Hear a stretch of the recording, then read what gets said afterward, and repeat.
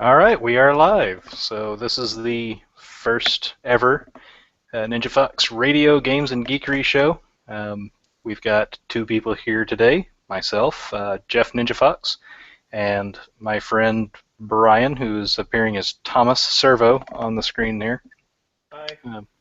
So today will be a little bit of a kind of less structured podcast. We kind of have a little bit of a format we're planning on following, but I kind of want to start off with just kind of introducing us, who we are, and why we're doing this to begin with, other than liking the sound of our own voices. So either I can go first or you can go first. Which would you like to do? All right, and it's my stinking show, so. So basically, like I said, my name's Jeff. I go by Swift NinjaFox on Twitter, or just Jeff NinjaFox, but it's at Swift NinjaFox on there. So as far as some history, or I guess we can go through our history with video games and kind of establish our cred, so that no one can say we're fake gamers, even though that the big thing is fake gamer girls and we're guys, so everyone will just give us a benefit of the doubt, I guess. But so basically, I personally started playing video games when I was, I don't know, 5 years old. First thing I remember playing is Atari 2600 at a friend's house, and then I wanted a Nintendo and couldn't get one until we were doing a raffle fundraiser at school. And with the help of my family, I managed to get first place on selling the most tickets. So basically, I raked in the most money, probably for a scam that the school was running, and used that to buy a Nintendo. And from then on, I bought pretty much every system myself, which is kind of a big thing for being proud of when you're 5 or 10 years old. I've got right now, I've got every system for Nintendo, Sega, PlayStation, all hooked up on the television. But I've never been an Xbox player, and we'll probably get into that in the future, and people will probably tell me why I suck for it. Favorite genres, I generally prefer RPGs, action-adventure games, not much of a first-person shooter or tactics game, and the primary reason I don't care for those is mainly because I suck at them. Honest about it. Yeah, it's true, it's true. So you've got, I remember a shirt that I saw one time that said video games are stupid, but it said if you looked real close, it was actually video games that I suck at are stupid, and that's kind of how I feel. Other geek interests and kind of the things that I plan to go over on the show are comic books, sometimes some anime, manga, and obviously the comic book movies that are real big right now. That'll definitely be a big topic going forward. And as far as kind of why I wanted to start doing this podcast and sort of doing a show is basically let's stir up controversy right off the start. Last year, when the whole Gamergate thing started up and being an explosive thing, I kind of followed it and watched it, and I've got opinions and where I fall on it.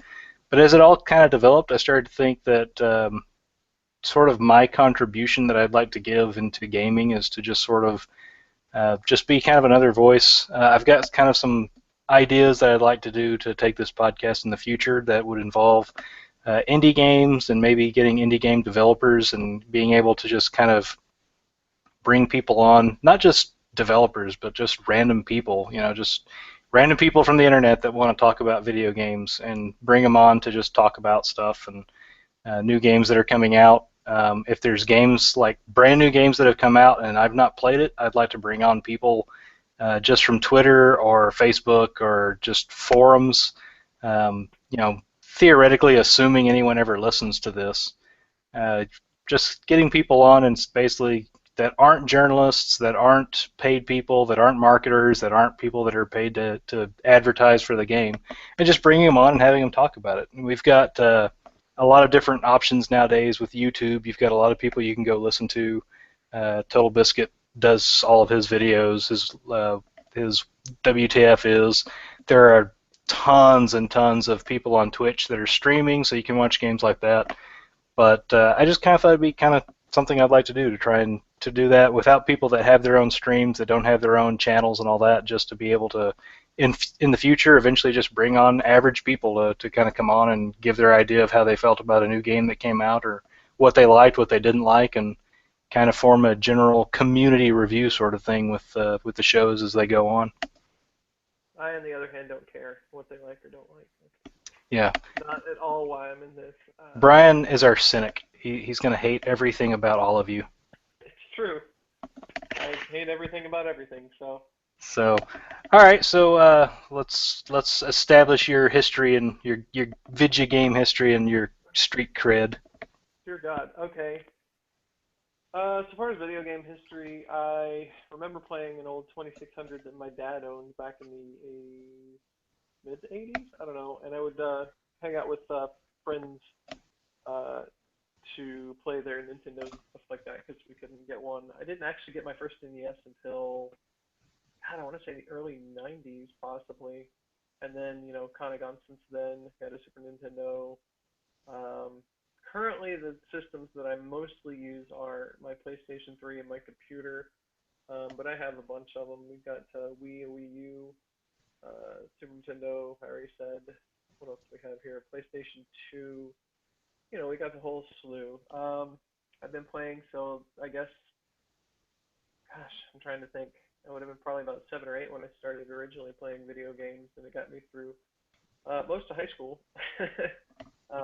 Don't get as much of a chance to play anymore as I used to because of school and work and life. Because life sucks. It's true. Also a big fan of anime. Neon Genesis Evangelion is one of my favorite anime series of all times, which is totally controversial. Either you love it or you hate it. There's really no in between on that one. And that explains a lot about your head. Yeah, true. There's something wrong with that boy. Well, he likes Evangelion, so that should tell you something. I'm a big Studio Ghibli fan. Anybody that knows me will know that. Love Hayao Miyazaki and his crew. Sad that they retired and shut down the studio, but I guess it had to happen eventually. Yeah. What else? Have you heard or seen of anything from Mamoru Hosoda? He did Wolf. He did Wolf Children and Summer Wars. Mm-hmm. You should check out. You should check out both of those. I'm not going to say they are equivalent to Studio Ghibli, but I definitely see some potential there that he could definitely kind of grow into filling the role of a successor for that sort of area of thing. Just his style of stories that he's done with those first two, in my opinion. Yeah, yeah. Well, I know that Hideaki Anno, the guy that did Evangelion, is working for Studio Ghibli and has been for quite some time, but he's actually also working on the Evangelion movies now. And apparently he's going to be working on the next Godzilla film. Huh. I think to find out recently, yeah, it kind The of one in Japan or the sequel for the U.S. one? 2016, I believe it's the one in Japan. I know that much. Okay. I don't remember if he's the director or what he's doing exactly. I'd have to pull it up, but I just came across that the other day that he's going to be a part of that anyway. Hmm. Let's see. As far as comics, we'll just say I'm a big fan of Spider-Man, Deadpool, mainly Marvel characters. I enjoy some of the DC characters, but they're few and far between. But who doesn't love Batman? I'm just saying. If given a choice, always be Batman. That's right. What else do I have? I don't know. For anybody that doesn't know me, I've got some really nasty ADHD, so I do tend to jump around a little bit when I'm talking, but that makes it more fun for everybody involved, hopefully. I don't know. We'll find out. And could theoretically make shows very interesting. It's true. No, actually, most there's a couple of actual radio talk shows that I've listened to in the past, and you may have just heard of Meow. I have a cat named Toby who will probably chime in from time to time. Anything he meows is essentially saying we're wrong. Yeah. But there's a couple of radio shows that I've listened to that if you listen to them for about 15 to 20 minutes, I would say probably about the 20-minute mark is there's often this period where they kind of stop and go, all right, what were you talking about? How did we get to here? And they'll actually kind of like trace back and like try to figure out how did we get from A to Y and skip everything in between. Right. I stopped kind of doing that just because people would start to get a glassy-eyed stare about halfway through my telling them how my train of thought works. So I just let people guess now. It's a lot more fun that way. Excuse me. I, like Jeff, do not have an Xbox. A friend of mine does. I've played a few games on there, but I guess we should probably go into that. Why do you not like the Xbox there? Um, so This story. yeah, so there's always this there's always the battle of Xbox versus PlayStation and the fanboy wars and all that. And so people basically always kind of ask, well, why do you think one's better than the other? My answer is they're not. I don't really think that Xbox is worse than PlayStation, except for this last one, Xbox One and PS4. I think the Xbox One is a I guess worse, but largely because of piss poor marketing. Last year, Microsoft basically, in my opinion, did an example of how to do everything wrong. And I'll go into that more, but just in general, the reason I didn't get into Xbox originally, I worked at a bookstore, and so when Xbox was first coming out, we were getting, a lot of the magazines that had marketing and everything. And it just sort of seemed marketed that it wasn't marketed towards me. It was really marketed towards the people that like first-person shooters, sports games, and the online aspect for those was a big deal. And that just really wasn't my thing. And then also, I kind of got put off when things like Fable came along because it's like, oh, here's an RPG, but all of their advertising was like RPGs finally grow up, and that kind of felt like a slap to me because I was like, okay, so basically all the Final Fantasy games were basically children's stuff that that I don't know, it just kind of rubbed me the wrong way for them to kind of be marketing in that direction. And then my boss at the time actually had an Xbox, got Fable, played it for a couple weeks, and his I guess analysis of it was it's pretty much like all the other RPGs except they cuss more and you can have sex. And I was like, really? That's why it's grown up? And he's like, yeah, pretty much. Um, so basically, that's kind of why I didn't get an Xbox. And then when 360 came along, I was still rolling with the PS2 and went into PS3. I can't remember what actually was the draw that actually like really pulled me to get the PS3.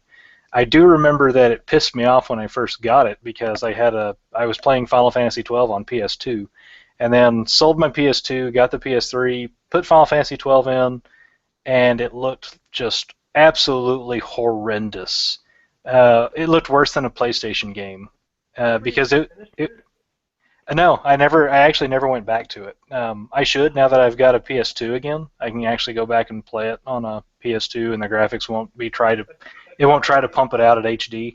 But part of me doesn't want to go back to it because I kind of feel like Square. There's a good chance that they're going to end up doing a Final Fantasy 12 HD at some point. I don't know. It was kind of underrated. Like it sold well, but you never really heard anything else after that. It's not one of the ones that tends to come up in conversations about which one is the best. That is true. Like that. It's just kind of like everybody kind of wrote it off as a well, this is Final Fantasy with kind of a Star Wars plot. Yeah, it's a bit of a Star Wars plot and MMO without the MMO. Right. Like what Square Enix did between 11 and the next generation systems. Yeah. Although, I mean, the people that I know that have played it and played through it, they do say it's a really good entry as far as the story goes. It's fantastic. I really liked it. I did. But I didn't like the big thing for me was the gameplay. There was a lot of stuff in the gameplay I didn't care for. yeah, but it wasn't so bad that it broke it for me. I would agree with you. There are games that I've played though, like Ni no Kuni, which I had really high hopes for that I found unplayable just because in that your um, partners in that game are just dumb as a rock, and so it was basically you versus whatever boss you were fighting, rather than you and your two um, automated partners fighting that boss, because you just kind of let them do what they do. They're going to die off anyway, and don't try to revive them. Because they'll die again. Yeah, they'll die again. You're just going to be wasting your time trying to revive them. So you basically just had to level grind your main character so that he could beat anything and just pretend like the other guys aren't there. Every once in a while they would do something helpful, but for the most part they were just kind of dead weight. And that was That's, really frustrating considering the amount of time that was put into that game and like the names behind it. I mean, if for anybody that might not know, the game was joint venture between Hayao Miyazaki's Studio Ghibli, and Level 5. I think it's Level 5 or Level 7. I can't remember, which is a pretty big name in Japanese RPGs as well. They did the I think Dragon Quest 7 or 8. I can't recall for the PlayStation 2. Uh, mm-hmm. they've done some other stuff too. It's Level 5. That's right. Hmm. Anyway, so two pretty big names in Japanese entertainment, and they kind of failed. Pretty bad. That's disappointing to hear because I have it sitting on the shelf unopened. It's Um, a good game. You really have to just ignore your partners in the battles, hmm. because otherwise you're just going to drive yourself crazy trying to keep them alive. Yeah. The only It's reason pretty I've good. the only Go reason I ahead. haven't touched it is my PlayStation 3 finally died after 6 years. It's a Gen 1, so it has the backwards compatibility and everything, which really isn't Yeah. necessary considering I've got a PS2 and a PS1 now. But I'd like to get it fixed rather than just buying a new one. And there's a place here in the area they'll do it for $100. They actually will break it down, clean off all the soldering, and redo all the soldering with lead based, and so it should last a pretty good time. Especially since I wouldn't be using it as much, but there's still Right. definitely PS3 games that I'm wanting to play. Yeah, yeah. Oh, that's. I don't actually have a PS4 yet, or so. And I have a backlog that the last time I checked, is about a page long between all the different systems and games that I own. So Yeah, I'm, yeah, yeah. I'm My backlog will grow exponentially unless I find a way to grow this very radio program into being a source of income because I'm trying to build up a top 100 library for every system I own, which is currently 12, soon to be 13 systems. Granted, that's probably not a lot of gameplay or game time for the Atari because I don't think I'd play a lot of those games for hours upon hours on end now. But a lot of them are still worth having, and that's kind of a big part of it to me is those games that are kind of historical. Um, the ones that even if I didn't like the game, I'd like to own it if it made an impact on history, if it kind of changed a genre or changed the industry's direction. I kind of want to include that in my library, and I'd kind of like to build sort of something that's museum worthy at some point. right. So Uh, yeah, that's a pretty neat goal. 100 games for that's 1,200 games. That's a lot of money.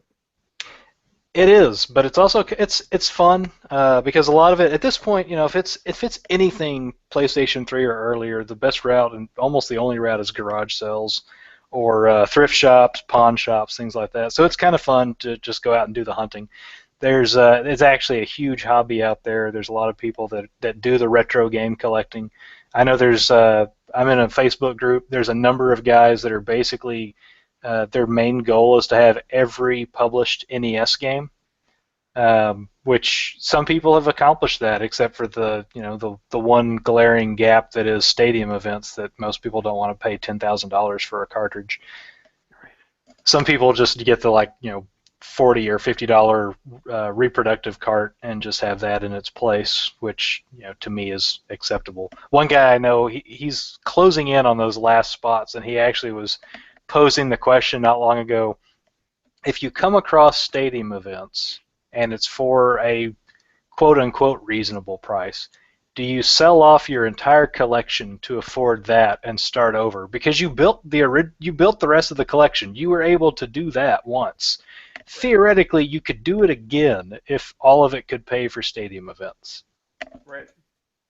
So Eh, I'm not at that level. I mean, I've even in the top 100, there's a few games that I'm kind of looking at. I'm like, let's see, Little Samson, that's like $672. Zombie Nation is 175 or more. Bonk's Adventure, 250 plus.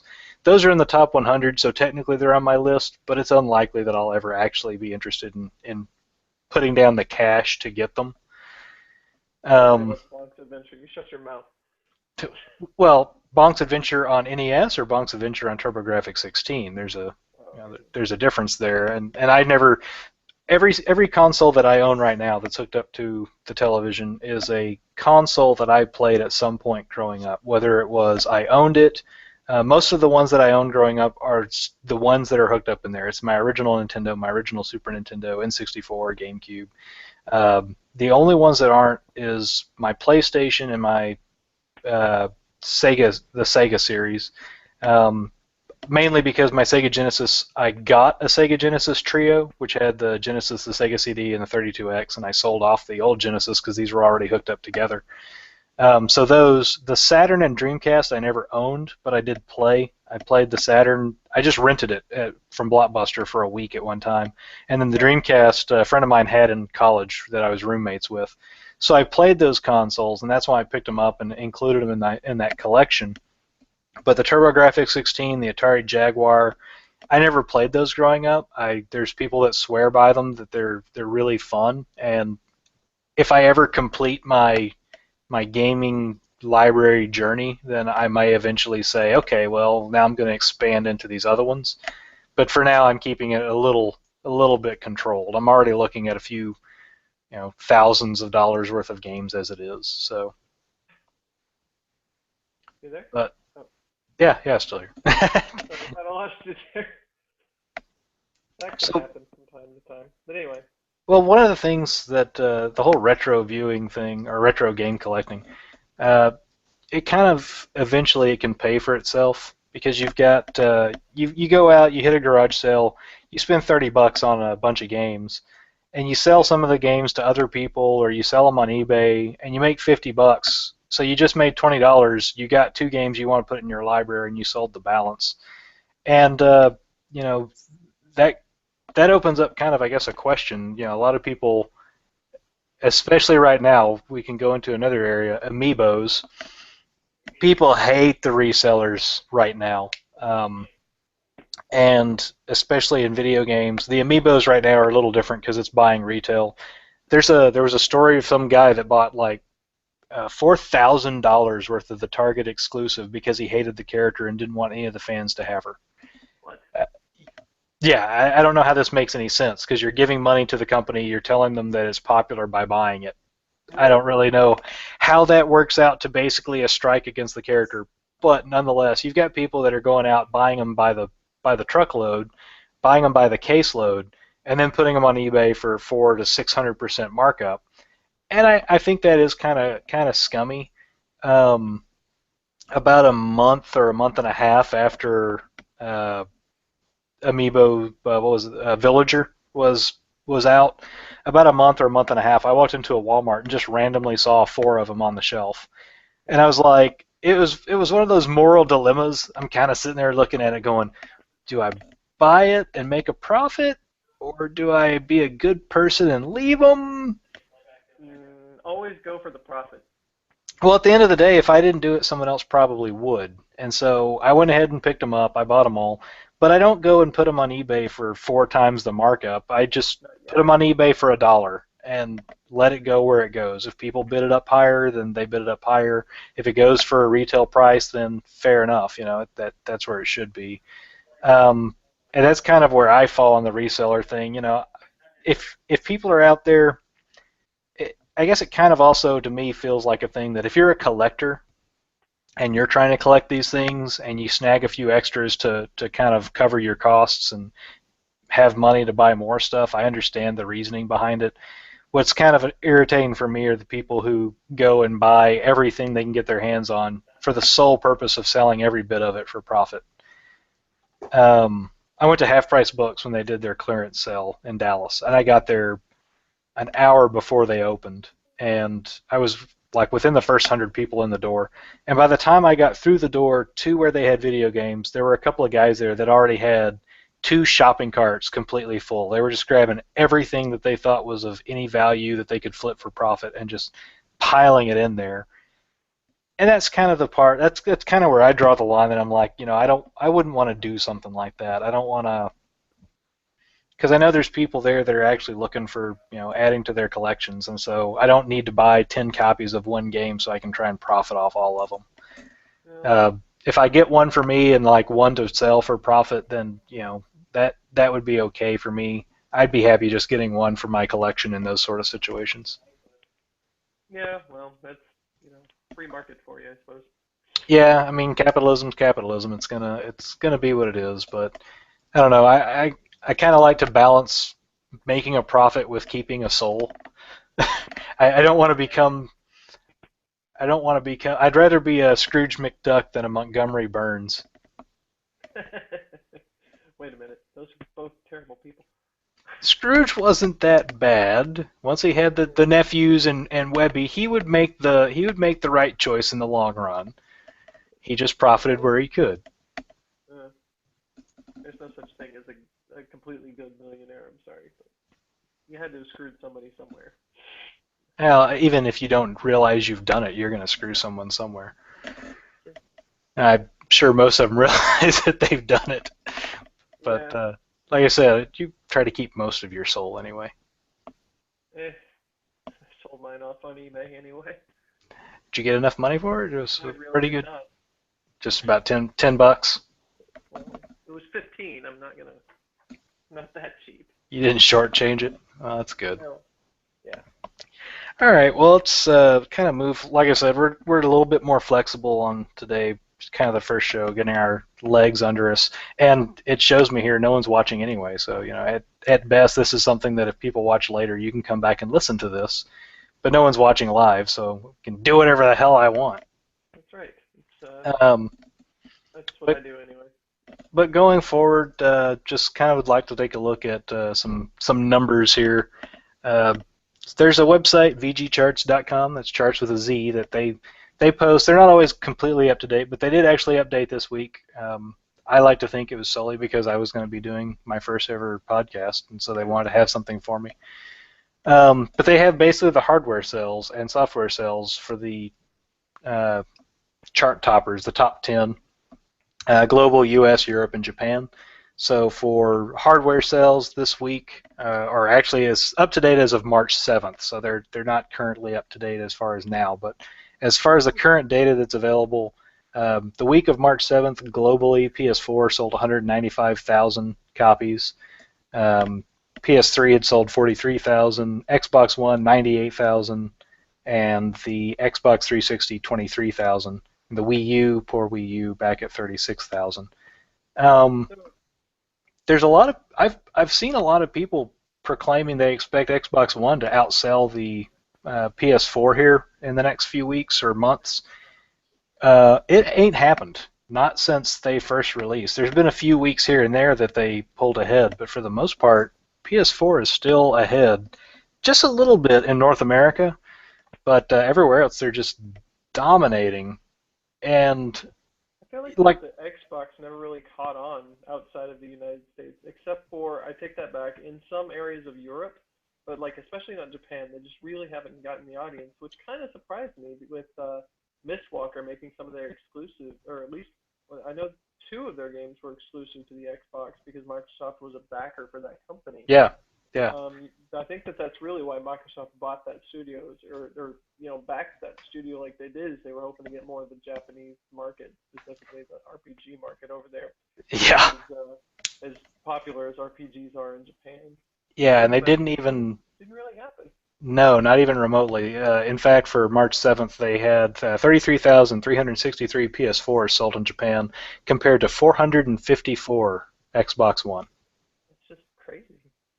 Europe, Xbox One sold almost half of what PS4 did, and North America, they're fairly close, 63,790 versus 69,544 for PS4. But I think honestly, it goes back. I mentioned earlier that I thought Xbox One was just. I don't think the system is bad, but I think Microsoft just misstepped every step of the way at launch, and it they've not recovered from it. They really haven't. It was just from when they first unveiled it, when they first did their release, and everything that they were talking about was a huge backlash. At that point, they could have recovered, but going into E3, basically saying the exact same thing, and any backlash, any questions about it was a very smug attitude. It was almost like just don't let your people talk. You Hmm. know, unless it's a pre-written script by the approval of the public relations department, don't say anything to anyone because everything you're saying is just pissing people off. Right. And Yeah, there was a like I, lot of s- foot and mouth going on there, or maybe it needed to go on more. I don't know. yeah, I don't know, and it was just like the biggest one to be is when Angry Joe did his interview. He got a chance to talk to Captain Nelson there at E3, and he asked him about this online only thing, saying that obviously that could be turned off. They can go back on that if they want, and Nelson's response was kind of like, "Did you work on the console? Then it's not as easy as you think." And yet 2 or 3 weeks later, they turn that off. They take it away, and so I don't know. I just kind of felt like they should have heard it loud and clear. The response was definitely not going for this, or at the very least, they didn't make it clear what they were talking about, what they were doing. They were talking about shared games where you could share games with other people who don't own it, but they didn't make it clear how that worked or how long they could share it. They talked about the DRM being online only, how you'd have to download everything to your system. They didn't talk much about how that all worked. I think if they would have come out of the gate and said, "Look, we're sticking with what we're saying, but here's what we're doing. We're going to stick an enormous hard drive in there. Everything you get is going to be downloaded, and we guarantee that our downloaded game prices are going to be cheaper than anything you can get in a store or anything you can get on the PS4." If they had done that and made it clear that they wanted to go head to head with Steam, they probably would have gotten a lot more traction Right. But because everyone loves Steam because it's, oh my God, I can buy games for only $3 a piece. This is such a savings. Except I actually ended up spending $3,000 over the weekend on all these games that I'll never get around to playing. But oh my God, they're so cheap. right. Oh, I fell to that trap actually on the PlayStation Network not too long ago. I bought 6 games. Now they were less than $1 a piece. Oh, So I saw that when they were doing I think they had some Mega Man games for like 75 cents or something. yeah, they did. I got several of the Telltale games: the Back to the Future, the Monkey Islands, and what was it? Oh yeah, the Sam and Max, um, and then a couple of like retro games. But yeah, it's a very good plan. Steam has a good thing going, and yeah, I would like to see more of the games sold as downloads, trying to compete with the in-store, especially so far as used game prices and stuff like that. I mean, I don't know if that would ever actually happen, but even I've seen a lot of times buying a game brand new in a store can be cheaper than buying the download, and there's no physical copy of that anywhere.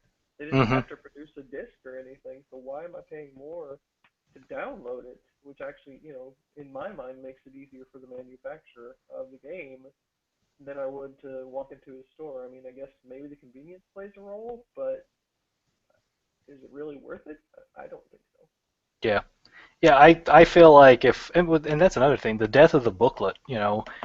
I feel like if I'm going to go and buy a physical copy, I kind of would like a little booklet. They used to have artwork in there. They used to have a little bit of story information in there. The case, I'm paying $60 for that whole package. If I'm paying digital and I'm just getting the game downloaded, I'm not getting the case, I'm not getting artwork, I'm not getting any of that, I'm not getting a manual, I'm not getting a manual anyway. But if I'm getting just that stuff, knock $5 or $10 off of it. Ebooks are what, $2 cheaper than a paperback basically. Right. Yeah. Knock a little bit off, and that's $7.99 down to $5.99. Knock $60 down to 50, and have the digital be a little less. Right. And the thing, I'm surprised they haven't thought about that a little bit more, especially day one, uh, because I feel like that a lot of companies are really trying to go more digital, which I know that that's a bigger chunk of the market now than it was by far, but you could sell whole lot more copies digitally, and then the used game market would kind of. I don't think it would die out completely, but it would take a blow because the less people are buying physical copies, you can't pay or you can't sell, a download. So they'd still be making that money that they're losing to used game copies. I feel like, or at least some of the tax. Hmm. You know what I'm saying? Yeah, definitely. And I mean that's probably a portion of it. It's probably there's a lot of business ties in with GameStop and Amazon and things like that. That those companies don't want to see digital take over because it'll basically shut them down. Yeah. And for me, I mean that's kind of a I've never been, and this is a whole other topic I'm not going to go into, but I'll either write a full blog entry on it or I'll talk about it on here some other time. But I've never been really big on PC gaming.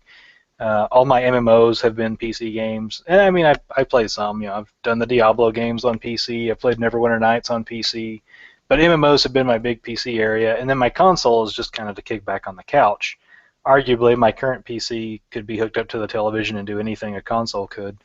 But I think the point where GameStop and physical game cartridges or discs in cases, the point where those go away is the point where I will definitely probably go 100% PC.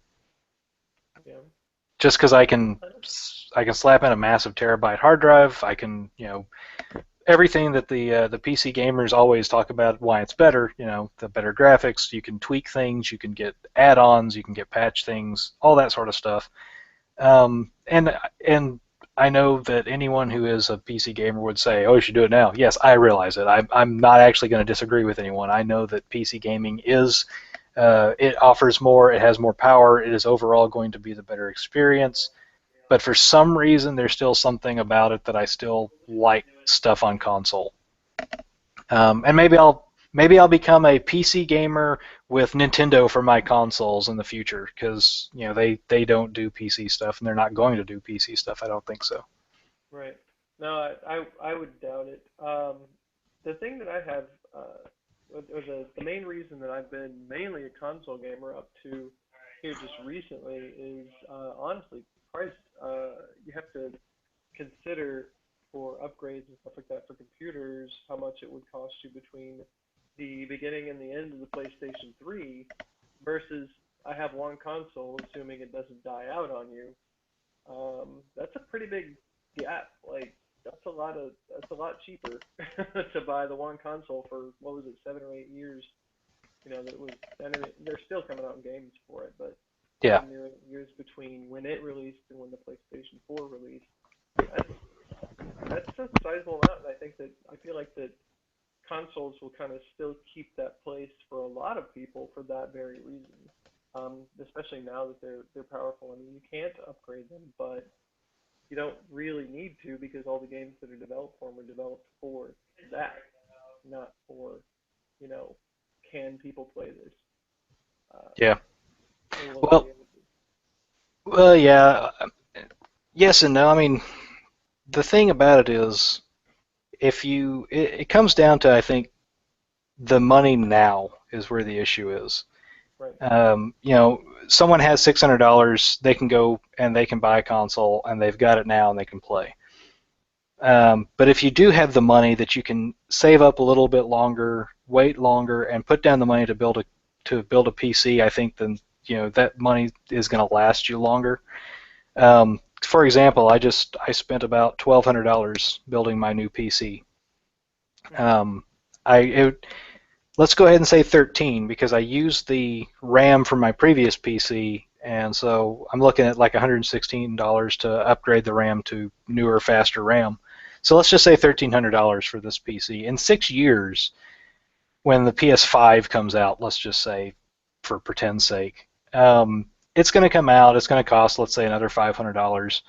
Probably at that point, I could put in another $250 into this PC and still be up to speed, running everything at higher settings and better than the PS5 would be able to. And that's always been the argument. I mean, it's more money up front, but as far as keeping up with upgrades, it's actually cheaper in the long run to have a better experience using a PC.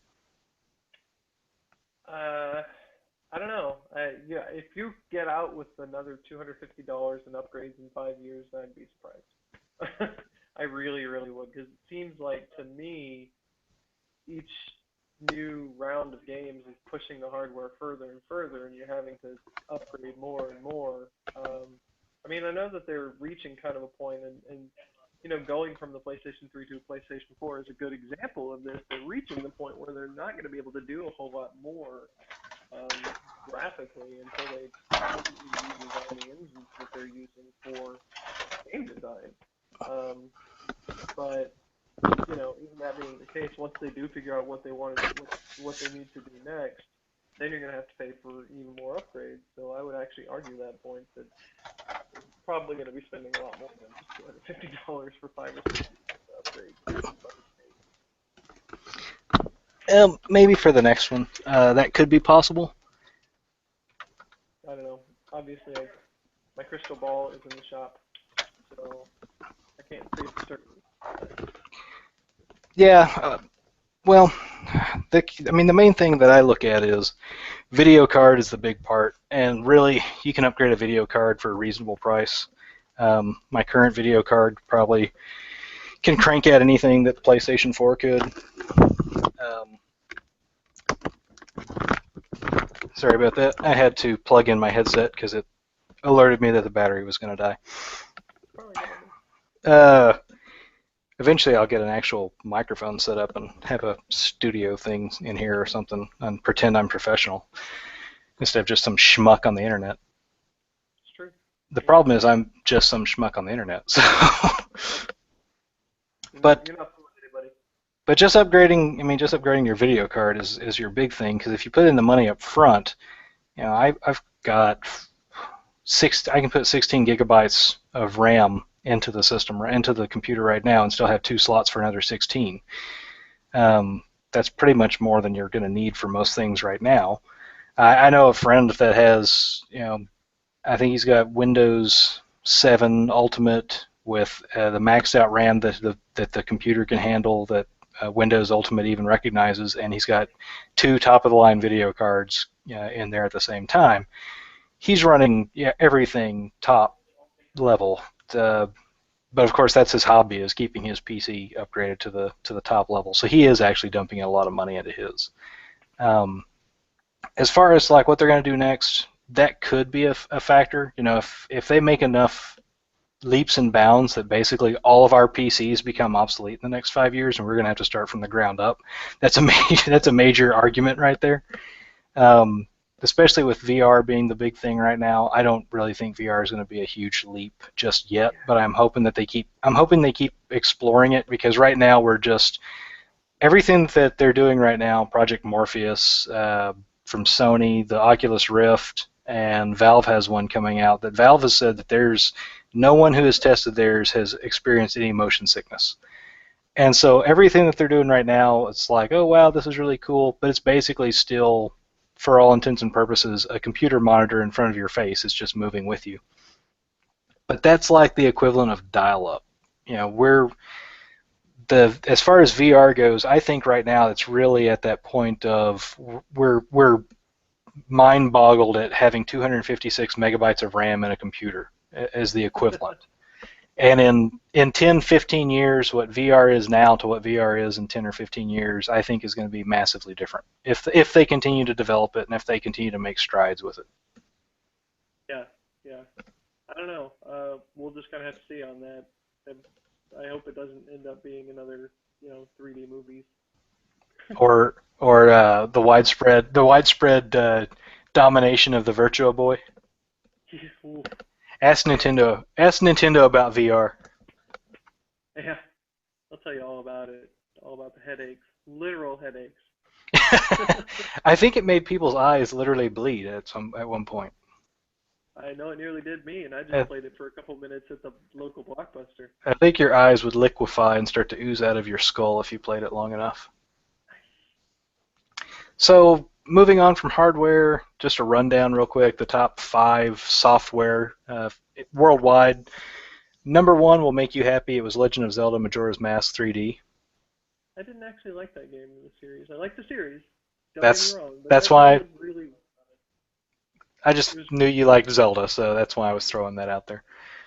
Number 2, Dying Light, which I've been kind of curious about, but I haven't actually decided to put down the money to play it. Number 3, Dragon Ball Xenoverse. Number 4, Dragon Quest Heroes. And number 5, on 3DS, Etrian Odyssey Mystery Dungeon. The others were Order 1866, Grand Theft Auto 5, Monster Hunter 4 Ultimate, Call of Duty Advanced Warfare, because that's always on there somehow, and Pokemon Omega Ruby and Alpha Sapphire.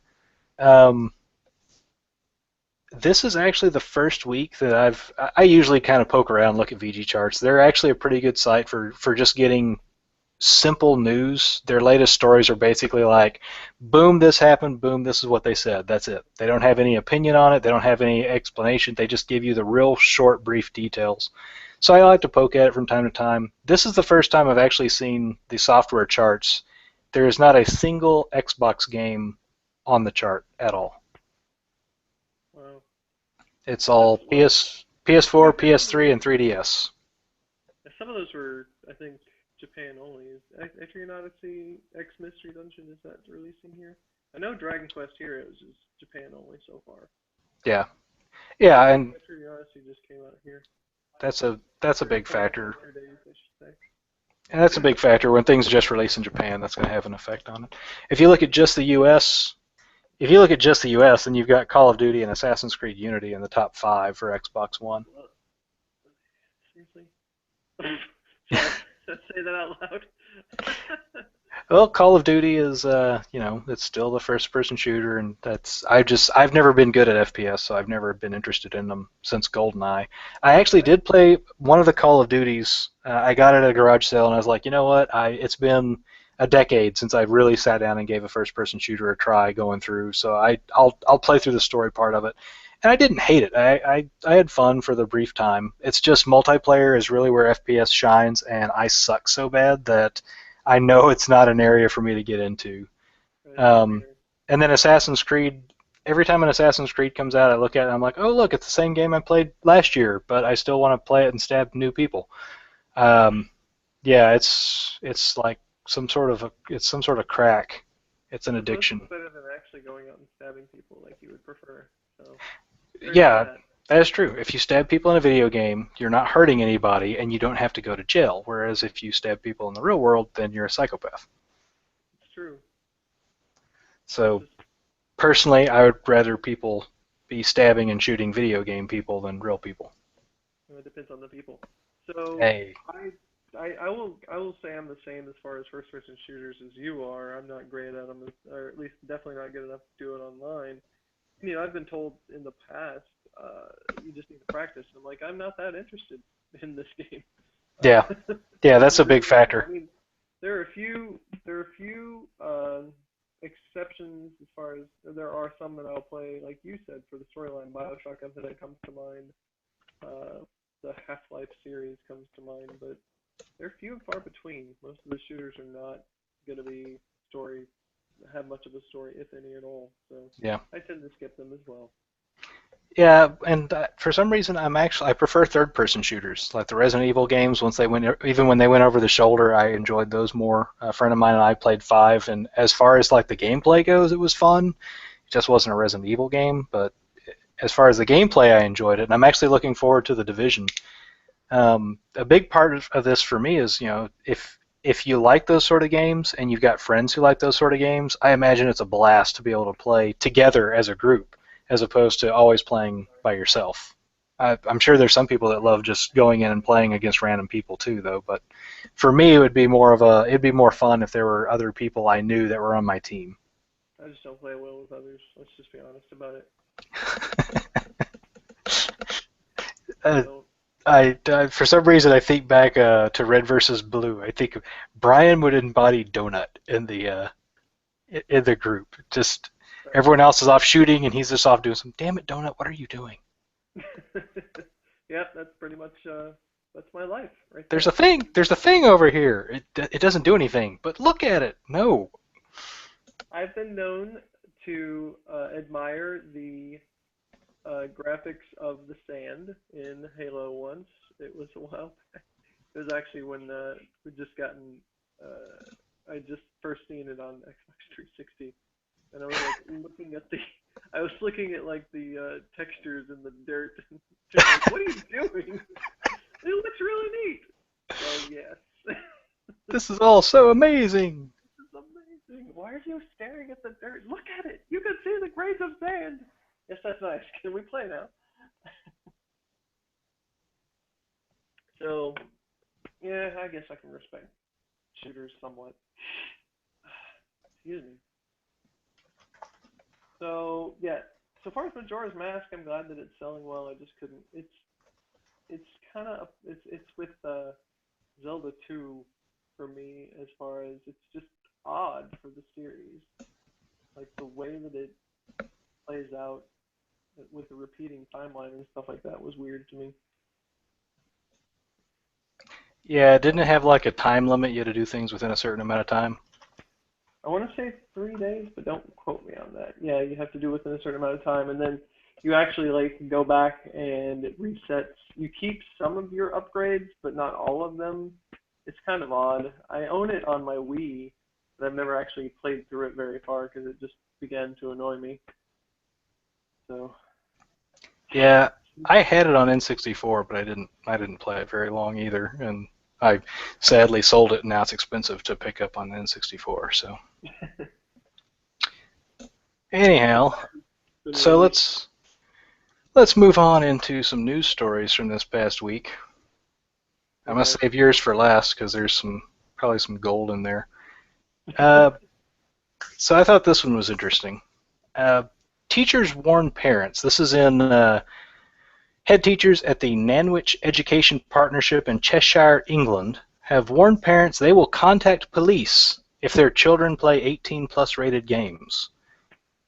Uh, Wait. Teachers have warned parents that they will contact the police and social services if their children are caught playing video games that are rated 18 and up, according to The Guardian. Some of the games mentioned were Grand Theft Auto, Call of Duty, and Gears of War. Quote here is, if your child is allowed to have inappropriate access to any game or associated product that is designated 18 plus, we are advised to contact the police and children's social care as this is deemed neglectful. We're trying to help parents to keep their children as safe as possible in this digital era. It is so easy for children to end up in the wrong place, and parents find it helpful to have very clear guidelines. Huh. So how are they going to tell? Is this going to be like that weird high school and I don't even remember what town it was that was watching their kids through the laptops they gave them, or they just I, know? it doesn't say. I'm assuming it's if they're talking about it or anything like that. I'm not entirely sure. And I'm also wondering what age group this is. If these are like Yeah, because elementary school kids. because high school kids are bad at keeping secrets.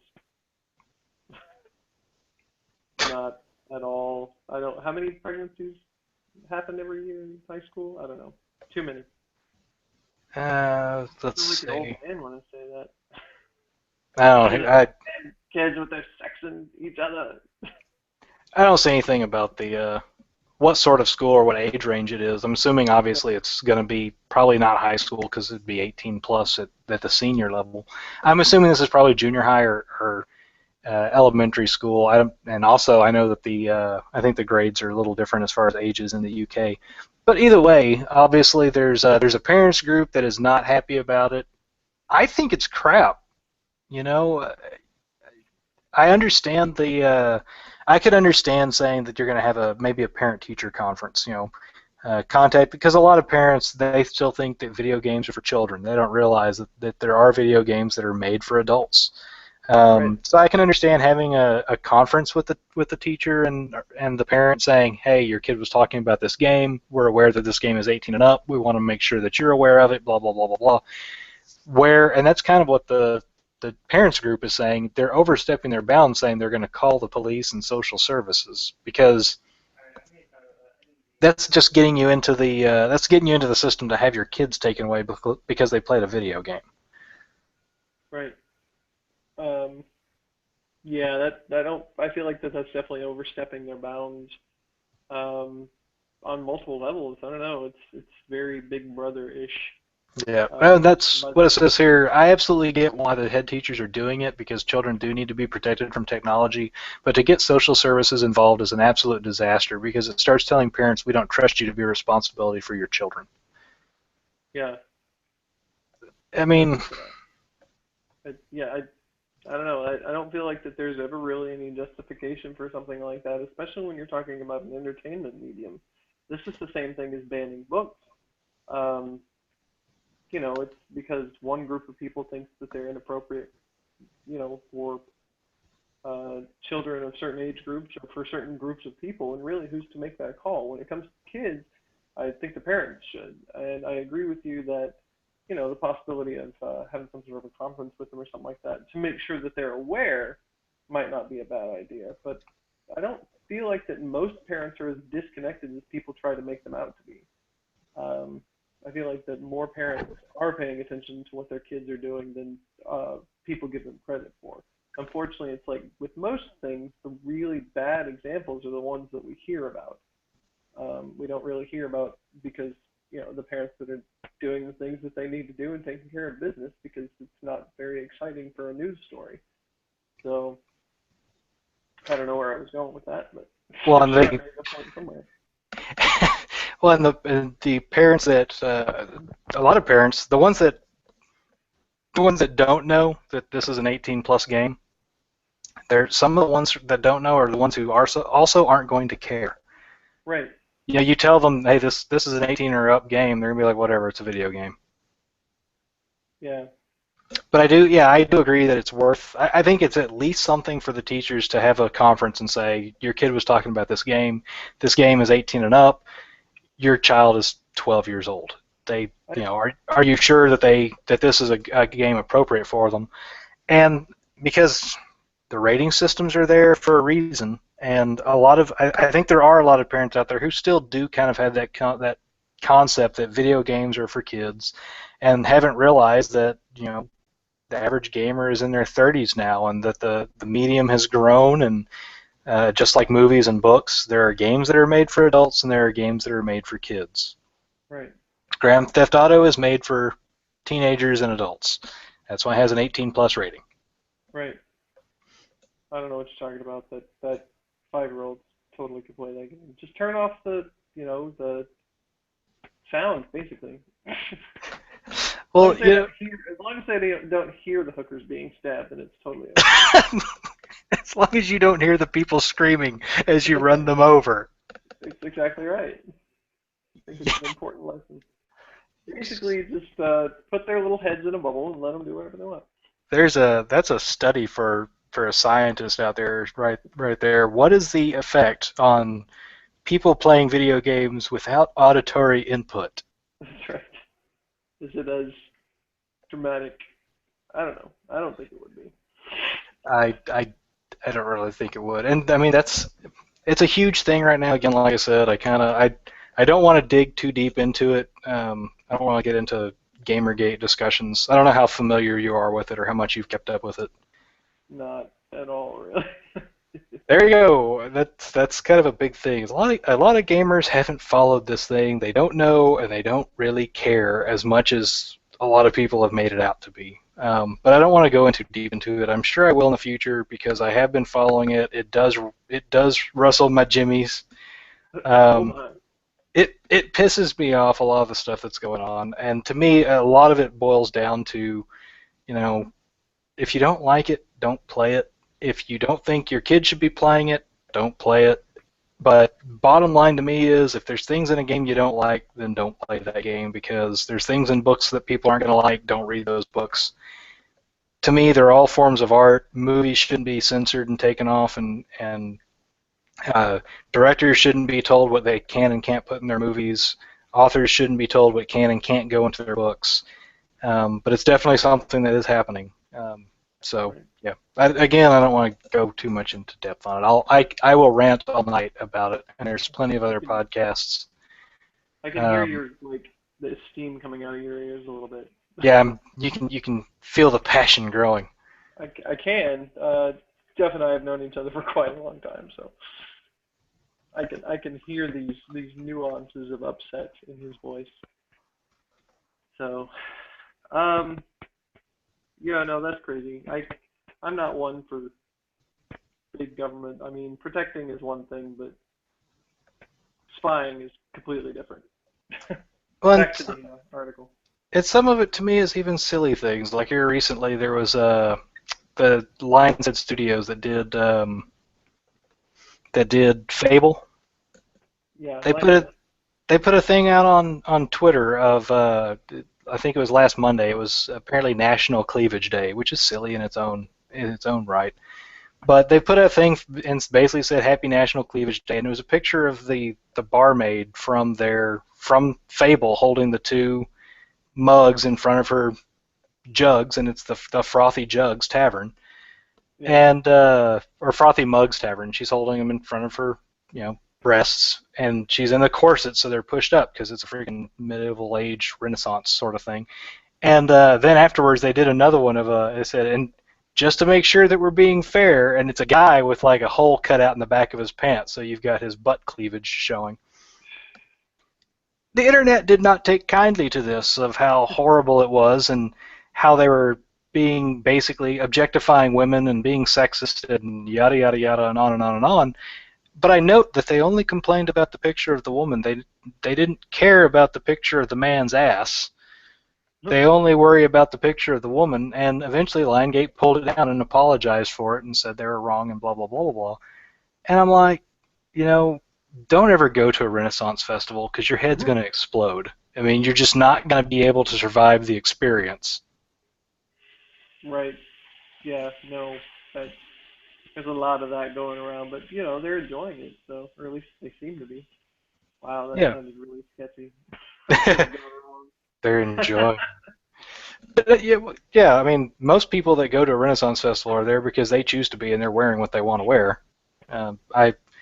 I've got a friend that's worked at Renaissance festivals before, and they're all the people who are on staff. They're on staff. They actually audition for the roles they want to play, and et cetera, et cetera. It's not like you don't have to wear this or that. And definitely all the people who are just going there as visitors, they are definitely not being forced to wear anything, but they ain't wearing much in a lot of cases. on. It's But true. but again, you look back at that time period, and that's kind of a part of it is that clothing style. I don't know. It's just to me, it seems like a lot of things are getting very, very sensitive, overly sensitive. And to me, I think there's a video from a comedian, and I'm blanking on his name. It's Stephen Hughes about being offended. I think that his stand-up routine on being offended should be required watching. The very first time you ever get onto the internet and connect, it should pop up, and you're forced to watch the whole thing before you're able to actually be on the internet. You have to watch this video about being offended. And it basically boils down to, so what? Be offended. Nothing happens. You're not going to Right. wake up tomorrow and have leprosy because you're offended. I, It's just I never heard of that happening anyway. if That's if if it has, it should probably be in a medical journal by now. Yeah, definitely. I feel like that more people need to be able to be comfortable with being offended by something. I mean, obviously it's going to cause you to be upset because you're offended, but there's nothing wrong with being upset or uncomfortable. And I feel like that just as a species, we've gotten to the point where we want to soften the blow on everything, and that drives me crazy. Yeah, I think it's very that's very apt to say as a species we need to get more comfortable with being offended.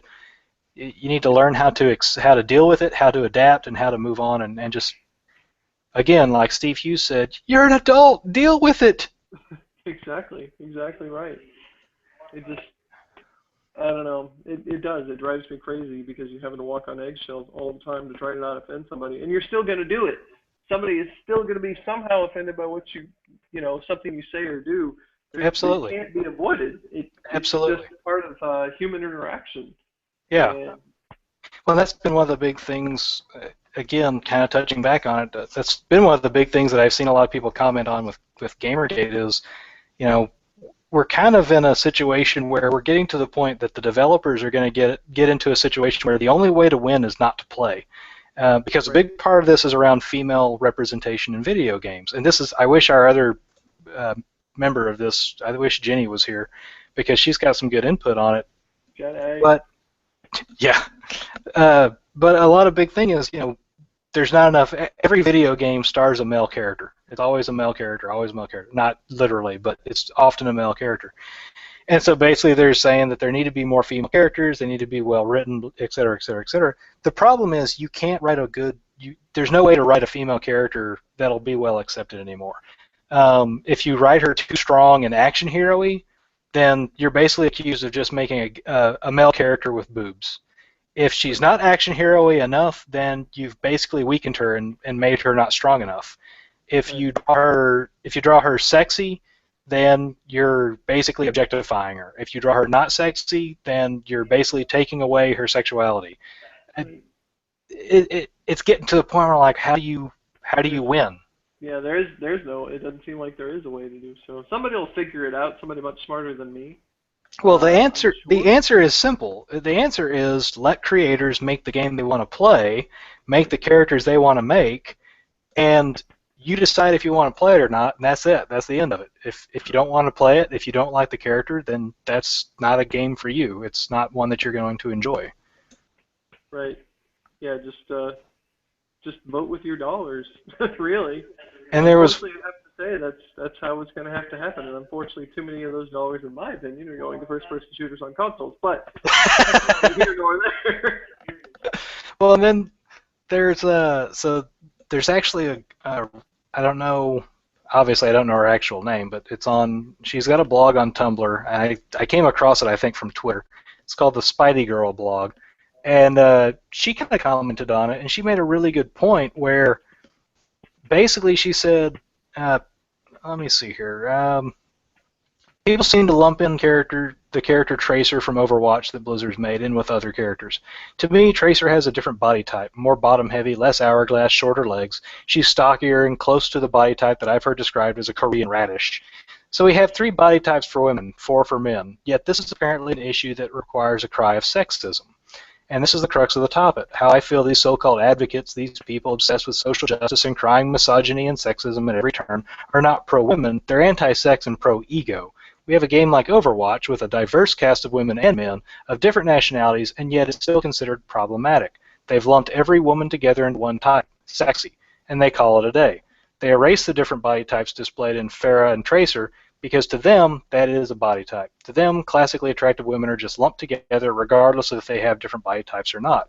And she goes on to point out that, the big thing they complain about is Ivy in Soul Calibur. She's often basically targeted as she's got huge breasts and she's half naked, and that's kind of a problem for, I understand that always having women half naked and with enormous breasts is not necessarily comfortable for women to play, and I agree with the idea that, hey guys, let's tone it down a little bit. But I actually had never thought of it from this way that again, the Spectacular Spider Girl talks about. She says, look at Soul Calibur. Who are the 2 characters that get decried? Taki and Ivy. Ivy, usually. Why? Well, you never hear about how the game offers you different choices. You never hear about Talum, who has a small bust, or Cassandra or Fira, who are reasonably dressed. You don't hear about Hilde, who is in full plate mail. You don't hear about Lexia or Amy, who are absolutely flat. No, it's always Ivy, because despite the game having a huge roster of women who are not all super busty, who are not wearing super skimpy clothes, Ivy is a problem. You can't have a sexy woman in the game. You can't have a woman who is perfectly fine being sexy and powerful. Ivy is problematic to these people. No, it doesn't matter that you choose somebody else. It doesn't matter at all. She must be dragged down, covered up, and shamed. Because these people don't care about women. They care about covering women up and discarding women one describes as classically sexy. And she goes on to note how, never mind the fact that dozens upon dozens, if not hundreds of women actually go to conventions cosplaying as Ivy. So, I mean, that's kind of an aspect I hadn't thought of. And she talks about how, they've basically, if a character doesn't fit a particular mold, then that's a problem. Zelda and Princess Peach have both been attacked as being problematic characters, that developers are bad for developing them that way. I don't know. It's just becoming kind of an issue. And I realize that there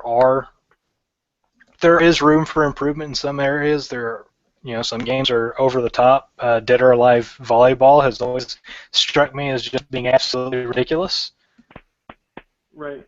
But hey, I guess if you want to play that game, I'm not going to stop you. I'm just not going to buy it myself. Yeah. No, I agree. I thought we weren't going to talk about this. Yeah, I got on that direction a little bit. So let's bring it back towards into the news again.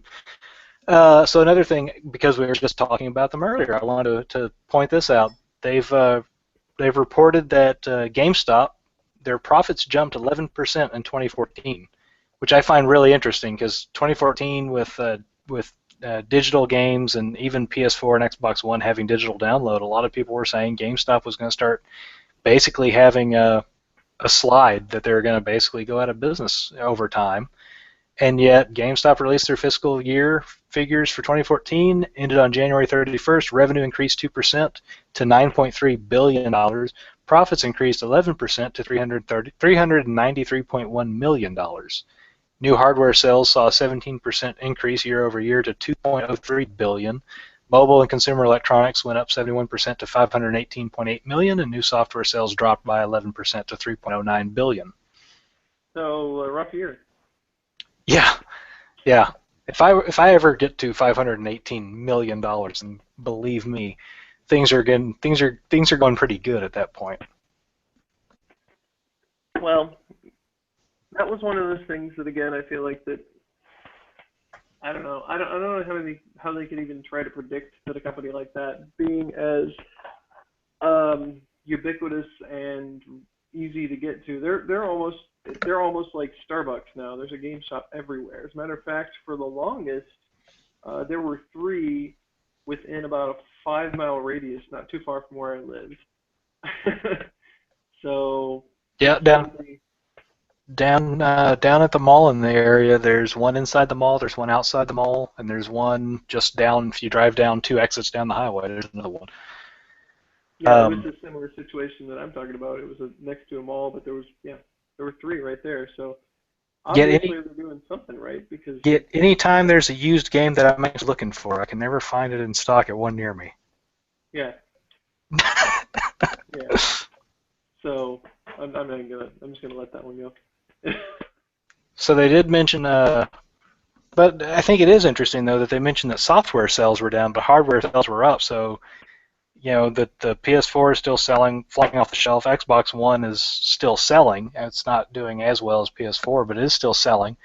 So we're not that far into it. There's a lot of people who have probably started buying now. Let the early adopters get things moving and get that out of the way, and now they're adopting these new consoles. But they mentioned that software sales were down, so maybe more Yeah, people are going digital. possibly. I mean, I know pretty much all three of the major contenders are trying to make it more digital purchases and stuff like that. One of the problems that I've noticed with that, and I hate to get on the bandwagon to slam in the Xbox, but it's actually it's the PlayStation 4 as well. I'll backtrack a little bit there. They don't have a big enough hard drive. They No, don't. They did not put no. a big enough one in there, and they don't make a big enough one currently. And I'm not sure if it's possible to upgrade the hard drive that's in the system. I know with the PlayStation 3, I personally upgraded my hard drive with a laptop hard drive. Yep, Um, PS4 can do the same thing. okay, so I don't know about the However, Xbox. there's some company I think out of Europe that made an add-on attachment that basically you take off the. I'm not entirely sure. You take off part of your PS4 and you attach this onto it. It actually looks pretty good. It sits on top of the PS4. It streamlines into the design very nicely, and you can put in a PC hard drive into that, and basically it'll hook into the PS4 directly. So you could basically have a normal solid state drive or a normal just regular hard drive of whatever size you want. The Xbox One has the benefit that they do have it where you can hook up an external hard drive to it, though, so you could do 5 terabytes with it easily enough. Okay, okay. Yeah, but it's just, I mean, especially since there was such a big deal when before those consoles came out, with everybody saying that they're going to make it to where, it's mostly download and you're not going to be able to share games anymore and this, that, and the other. You would think that they would have considered the fact that the game files are going to be so much more, going to take up so much more hard drive space and put in really big hard drives. But I guess that probably comes with cost. Like how much were people going to be willing to pay for the new console? So Yeah, absolutely. strikes me as Well, odd that they wouldn't, you know, balance that out some. yeah, I mean, I would think a terabyte should have been the minimum for both consoles. Batman Arkham Knight comes out in June. I'm so looking forward to that. It comes out the same day as Final Fantasy Expansion. Damn it, damn it, damn it. But it's going to be almost 50 gigabytes. That's crazy. So, I mean, eventually you are going to have to start going back. I'll probably go in and delete NAC because I'm not going to go back and play that game. I enjoyed it at the time, but I'm not going to go back and play it anytime soon. And if I do, I mean, the game data itself you can delete and reinstall later. Your saves and everything are separate from that, so it's not that big a Right. deal. It's just kind Yeah, of annoying to have to go in and manage your sizes and everything. right, right. I mean, I've got a PlayStation 3. And like I said, I upgraded the hard drive to that. I think I've got I believe it's a 500 gig hard drive the last time I checked. It's not even halfway full, and I've got a ton of games on there. Now, you didn't have to install games on the PlayStation 3 like you do now, I guess, on like the Both Xbox One. systems. Is it both systems? I thought so, but I wasn't certain on that. Hmm. So that helped a lot, but still, it baffles me that, like you said, you're going to have to manage your space so carefully. Um, I don't know why they would even. That seems like more of a frustration than it's worth. I'm sure that they'll come up with, or they'll come out with, uh, units with larger hard drives before too terribly long now, since Yeah, it's been out for over a year now, I guess. yeah. You're starting to get poppy on your microphone. I don't know what's going on with that. I think it's an internet connection issue. Fix it. Okay. That's the entirety of it's the entirety of what I'm giving you for advice. Fix it. Just fix it. Don't ask questions. Just fix it. So, and then, well, the other thing that I'm also wondering how much it's having an impact on things, hardware sales, software in particular, um, is, and again, this is a podcast mostly about gaming, so, people are going to cringe, but let's bring up mobile games. For the most part, I agree. Most of them are crap, but I mean, even Nintendo has now announced that they've partnered up and they're going to start doing mobile games as well, which people thought would never happen. Right. So I just, I, I don't have a problem with mobile gaming as a platform. I don't have a problem with it. It's just the stuff that comes out in mobile games is generally not anything I'd want to play for any length of time, and it's almost exclusively now the free until you run out of points or you run out of terms. yeah, the And microtransactions pay us money in little bits. right, Yeah. I mean, it's obviously profitable, but it's Oh irritating yeah. because you can't just play a game. You have to keep pumping money into it, which I won't do.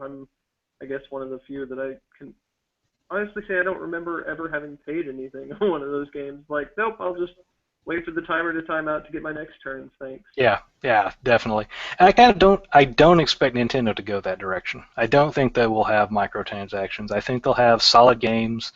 A lot of people actually kind of got up in arms about this. They got upset that Nintendo was going this direction. They thought it was kind of a sign that Nintendo is dying. I don't really see it that way. I mean, the big thing you got to remember is consoles are actually very small in Japan compared to the U.S. There's a market for consoles in Japan, but mobile gaming just blows them away. That's why the 3D, that's why the Nintendo DS, 3DS, Game Boy, all of those, and even the Vita, they do really well in Japan because when you're spending X number of hours per day on a train, commuting to and from work or anywhere else, I think there's a lot of people who don't kind of make that connection. The U.S. we're very much commuters. We get in a car and drive around. A lot, especially in some cities like our area, there's not any sort of concept of public transportation. And even I would say the subways in New York, they would be an example of what we've got, but you hop in a taxi in New York, I don't think of people getting in a taxi and pulling out the game device while they drive around or while they get to where they're going. In Japan, getting on the train, taking the train down somewhere, getting off the train, then getting on the bus, driving the bus for a while, getting off the bus, and then going to where you're going, a lot more time to sit around. Mobile games are absolutely enormous there, and so it makes sense for Nintendo to get in on it. It's kind of a surprise they've not done it sooner. Right. Right. Well, the question is, are those going to be coming here, or are they going to be? I haven't honestly researched a whole lot on it, so. We really don't know a whole lot. They've just now talked about it, that they're just doing app games. They're kind of getting into the market. They are going to use their IPs, but they're not going to be just taking existing games and making them on mobile games. It's going to be new games that they're making for it. So we'll see. I mean, I'd be okay with that, but. Again, I mean, say what you will about the Wii U, I think Nintendo's games themselves, the software they make, is still solid. Yeah, it is. And honestly, I'll say what I will about the Wii U. Okay, I will.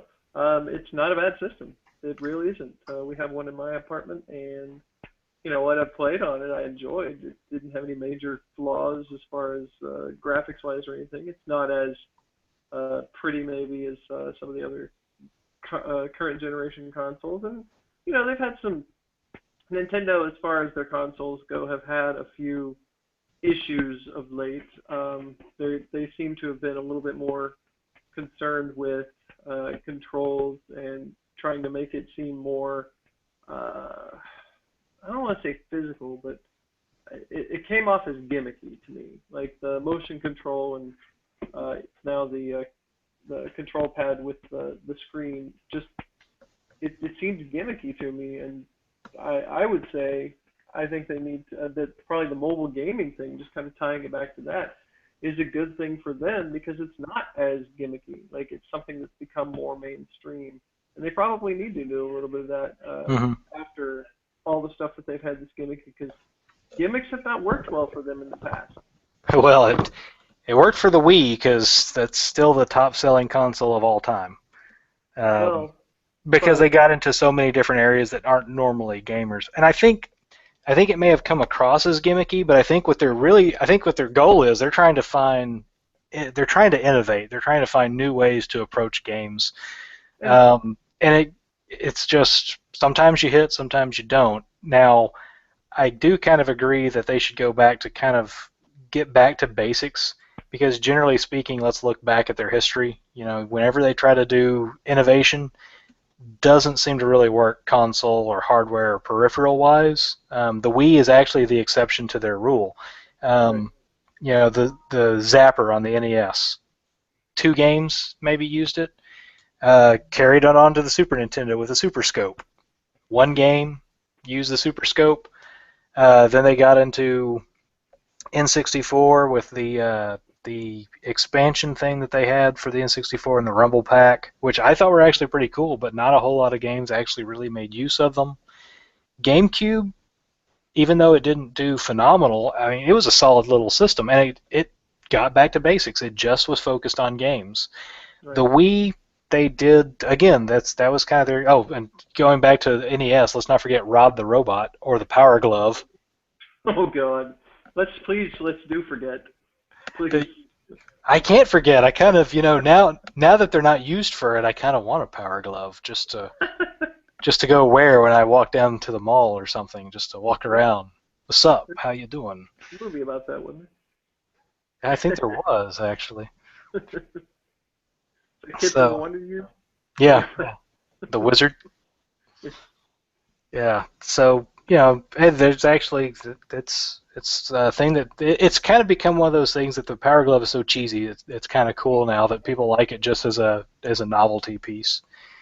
But even the Wii, initially just the Wii and the controller. The controller was something new that was kind of innovative. But even then, that got gimmicky. Put the controller into a tennis racket, put it into a baseball bat, put it into a gajillion different things that they could Right, sell peripherals on. And so right. that, And see, the thing about it is though, is if you start looking at some of the later games in the Wii lineup, they stopped using it for motion so much. Like I know that like the most recent Zelda game, Skyward Sword, they used the motion controller more, but like the Kirby game that came out for it, a lot of the games just kind of ignored that it was a motion controller, had you turn it sideways, treat it like an old NES controller. yeah, So it worked at first, but in the end, it ended up just kind of being a gimmick that nobody wanted to fool with when it came to developing software. hmm So, yeah, you know, it worked. It sold them a lot. It sold a lot of systems, but I'd have to say that what sold the more systems was just that they're doing a little bit more of, and I hate to use the term casual gamer, but they were luring more quote unquote casual gamers in with some of the software. Excuse me. yeah. Well, yeah, that's definitely what they did at the first is, and I wouldn't say even casual gamer. I would say they lured in a lot of non-gamers, people who just Sure, didn't play games at all. sure. A lot of family stuff. A lot of family stuff.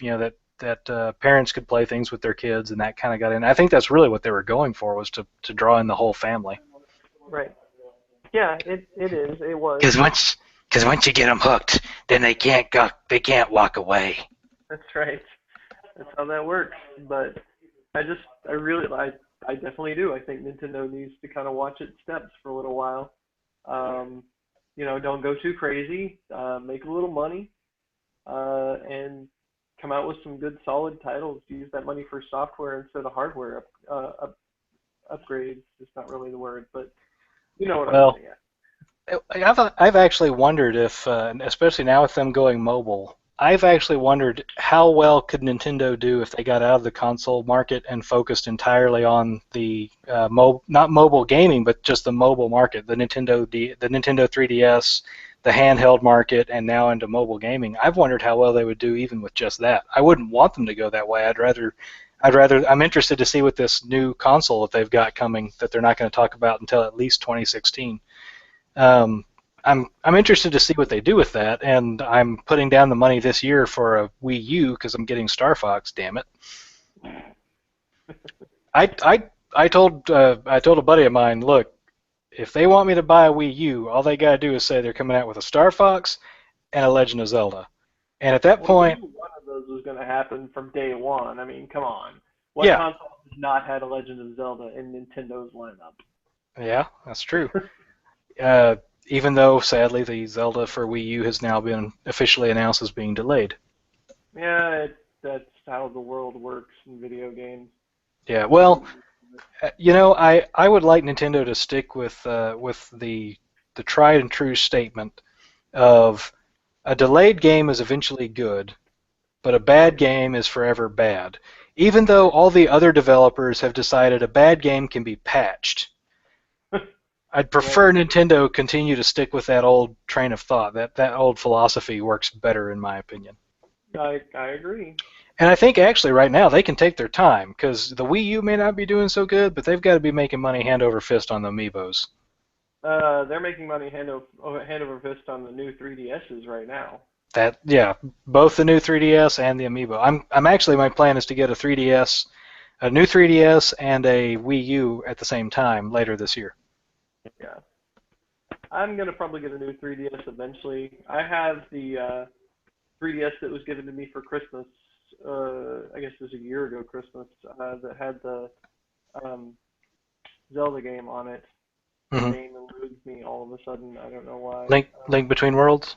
Yeah, Link Between Worlds. It was like the special edition with the Zelda Triforce. Oh yeah, that was a nice one. Yeah, it's really nice. So I'm obviously not going to be selling that because it's a collector's item, but I definitely want to get a new 3DS. I've actually seen the face tracking 3D thing in action, and it works really, really well. So Yeah, it'd be nice to have that. I know two people that have one, and they've been really impressed with that face tracking.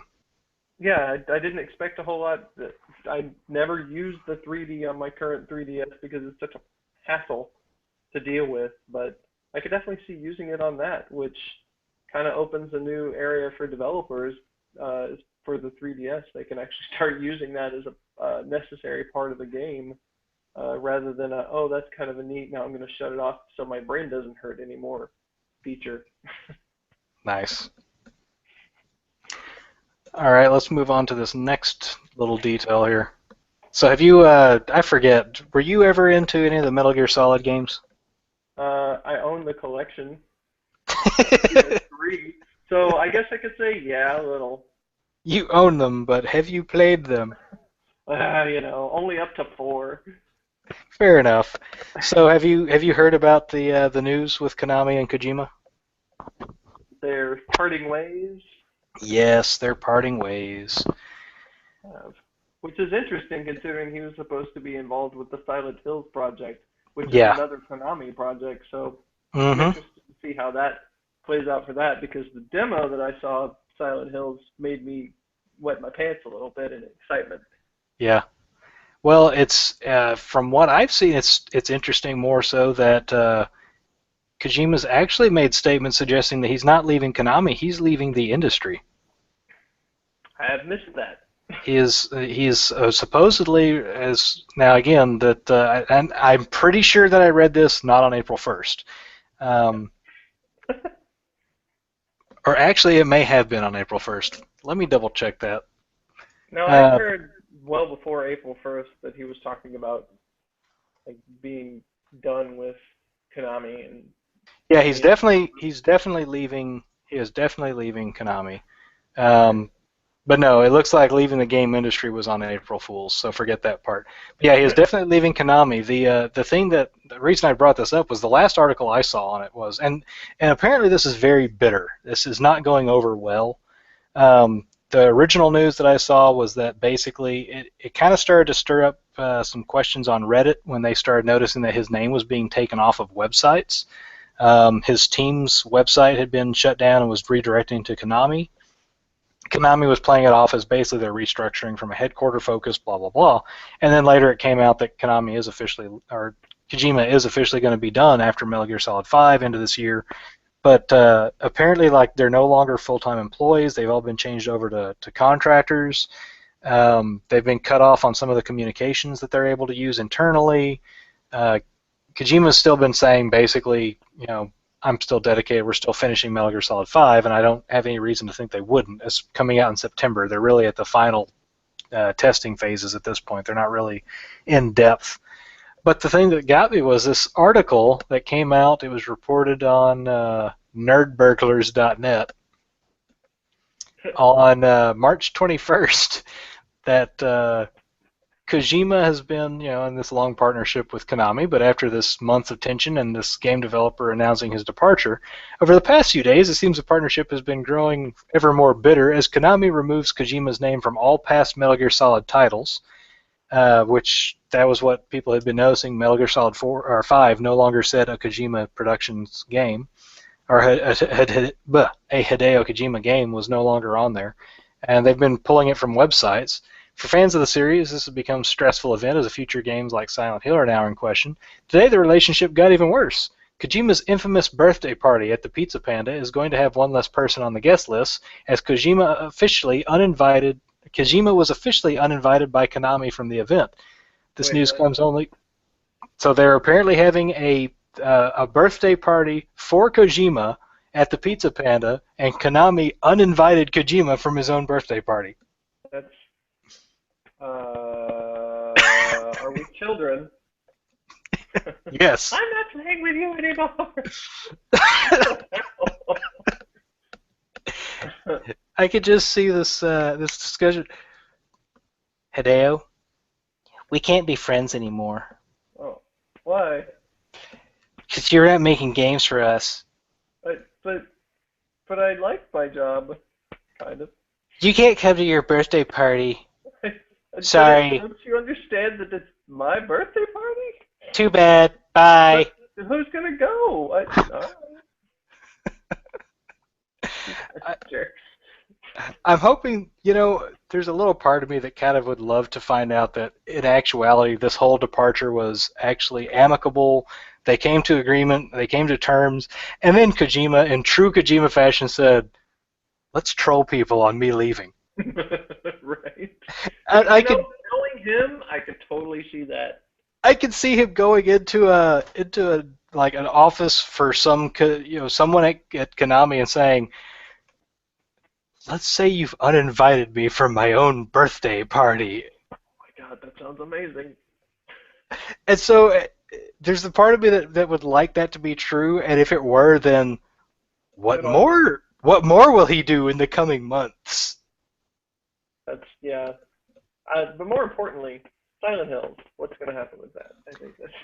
Yeah, and I think that I had read something that's the second time now that Del Toro has been attached to a game that fell through. Yeah, he really just needs to stay away from games, I guess. He can't catch a break. He really can't. Second time, what was the first? I actually don't know. I don't remember what they had said it was. I just remember them saying that, or someone had commented that it was the second that he couldn't seem to get a game made. Well, I'm gonna look at that up in a little bit. But anyway, yeah, no, that makes me sad. It really does, because seriously, Guillermo del Toro, Hideo Kojima, and Norman Reedus all involved in the same project. I guess it was too good to be true. It sounded too good to be true, but I guess it was too good to be true. But yes. I would have liked to have seen what he did with that game, because that series has been seriously in need of a new direction. Mm-hmm.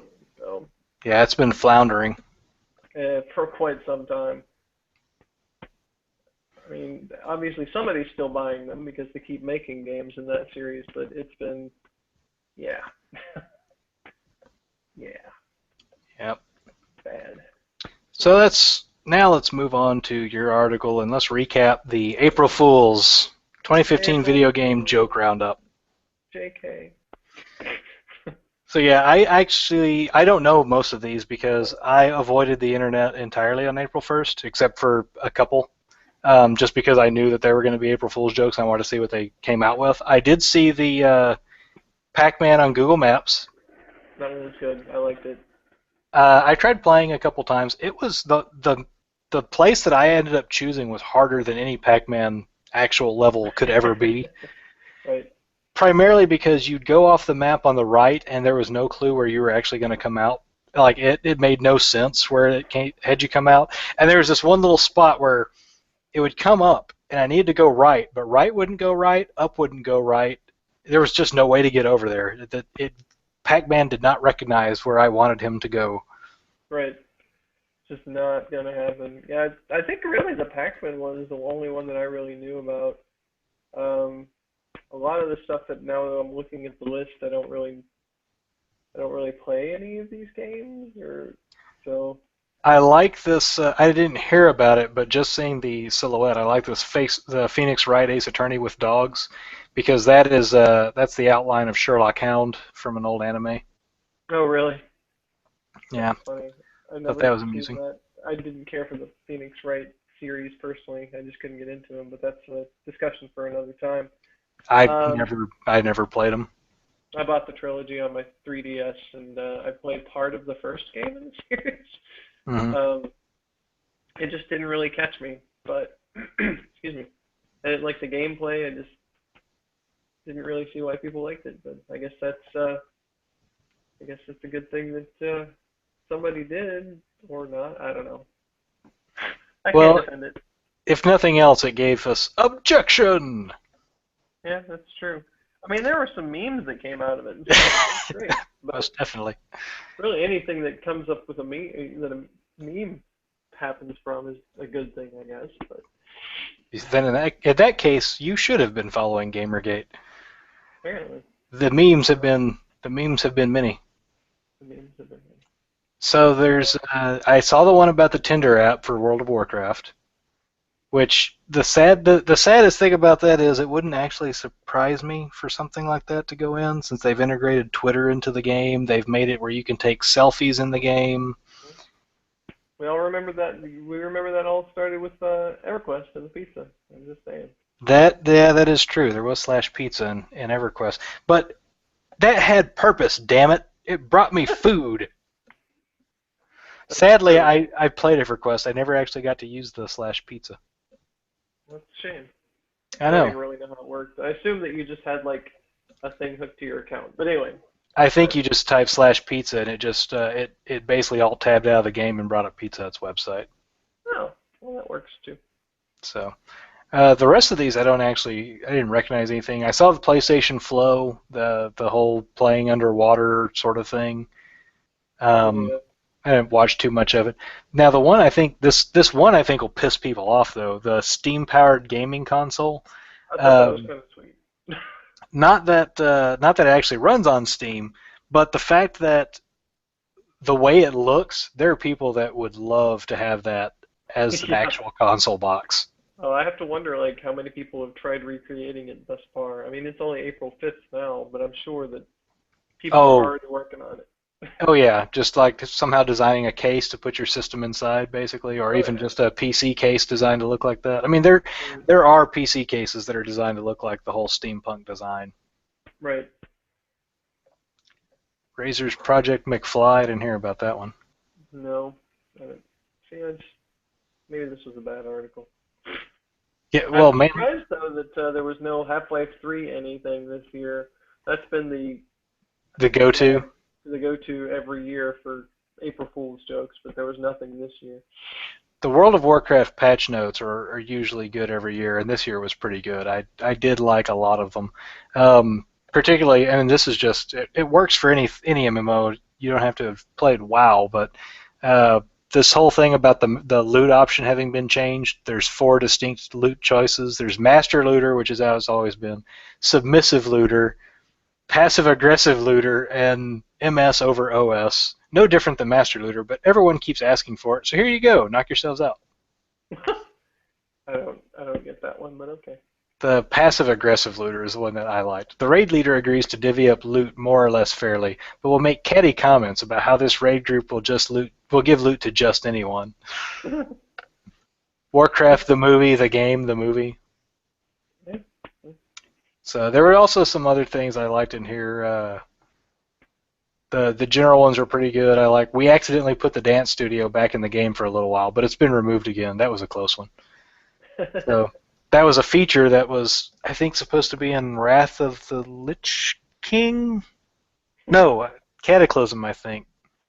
And it ended up not. It ended up not going. It was a feature that was supposed to be in one of the expansions. So much as so that it's on the box. That it was on the back of the box, and it never went in. It never actually happened. Well, to be fair, it does sound kind of ridiculous, but I don't play that game, so I wouldn't know. It was basically the ability to just go and just change your character's dance. So like whenever you do slash dance, the animation they use, you could change it to different things. Oh. Nothing super in depth, but I did like this. To curb confusion over whether to call them the undead or forsaken, Sylvanas' faction is now simply referred to as walkers. Apparently it was Wrath of the Lich King, just so you know. Yeah. Stormwind Park patch note, editor's note. Remember to do something with this. Stormwind Park has not been fixed in like 3 or 4 years now. Wow. The hybrid tax has been reworked and is now a hybrid rebate, provided state funding incentives and cash back at participating dealerships on approved credit. What? And my favorite is there's usually something in there that's a good jab at their own players, and I like their sense of humor in that regard. These patch notes were written by lead game designers, producers, engineers, and artists instead of having them work on important new changes and features. Because no matter what happens with World of Warcraft, someone in the forums act like the lead designers and every artist was working on every single little thing. Like they don't have other people that work on different things in the company. Right. Yeah, people don't understand how games happen. I don't. I don't even try to pretend like I do, though. I just play them and enjoy them. I get the impression that people don't understand how companies work. I don't either. I just work for them and get their monies. Some other monies. Yeah. So let's see, moving on. Normally I'd like to go over what's being released this week, but I actually don't think there's any new games coming out this week. It's the beginning of April. It's kind of a dead zone or dead season. Yeah. Movies and games. Yeah, there's really not much going on. There's nothing on Twitter that seems to be jumping out at me as being of any particular interest today. I don't have a whole lot. I'd like to expand on birthdays and anniversaries, but the one I do have, the Nintendo DSi, released in the U.S. 6 years ago today. Oh, Lord. So that's kind of neat. Wow, that's another one of those. Damn, I'm old. So moving on to now playing. So what are you playing and what are you looking forward to? What game are you looking forward to? What are you playing right now? I am playing. Well, let's see. I'm like I said, I've got a very long backlog, so I've been working through some of my backlog. I played earlier today. I was playing the expansion for Far Cry 3 called Blood Dragon, which is absolutely hilarious. If you like the Far Cry series at all, I definitely recommend you play that expansion. Mm-hmm. It's basically an 80s Terminator-style action film and it's like some sort of weird hybrid between Tron and Terminator because everything is neon glow and it's ridiculous and hilarious and it doesn't take itself too seriously. I really wish there was more of that in gaming now. Honestly, I feel like that sometimes we as gamers and developers just tend to take things a little too seriously and we forget that it's a form of entertainment. I think we're kind of in I think we're kind of in a realm of that area right now in general, that we're kind of in this whole, uh, you know, we want our movies to be realistic or grounded in reality, and we're trying to ground our superheroes in reality, and they try to make the games that way. And I think that's one of the reasons that indie games are getting so popular and big right now, is because you've got things like Octodad. Oh, that's the other thing I'm playing. Not Octodad.